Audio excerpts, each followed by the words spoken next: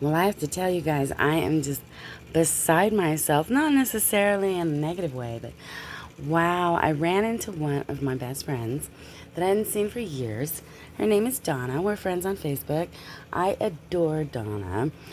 I was going through a just, you know how it is with Earth Angels.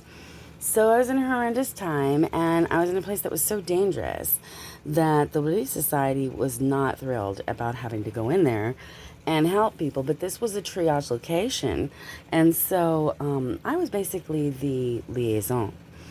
Well, she was amazing because she was my all from mentor to venter. You know, I would vent to her, and she was just really wonderful. Part-time therapist. I'll always owe her a debt, and I will bless her one day. I gotta tell you, lovely woman, and she became an in-law inadvertently. That was my, I would say, my most climactic narcissistic abuse relationship, and veritably the last, because I just don't engage after that. And we're literally doing movies over it, as you know, and it was, I find myself even having a hard time to breathe. You know, I was targeted.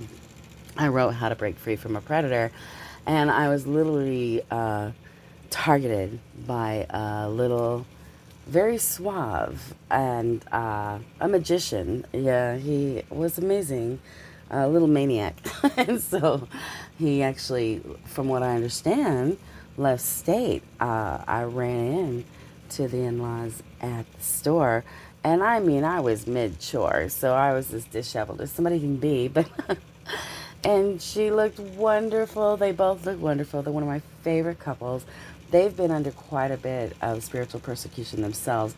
I'm not sure if they know the spiritual war that they're in. They're just an amazing couple, and I'm so honored to know the Halls. They're just really super, super, super people. Meanwhile, I think it's important that I mention here that it was through the church that I had actually met this person. So the wolves in sheep's clothing abound. I think it's very important that people remember that you don't send well people to the hospital. Don't expect everyone at church to be perfect. That's why we're there. We're perfecting ourselves. If you don't need it, then why would you even be there? I love you guys, and I gotta tell you, pray for your sister, because it was a little bit rocking. Sometimes after the Lord blesses you, you can almost forget how utterly horrendous things were. Keep up your prayers, guys. Remember that God loves you, and so do I.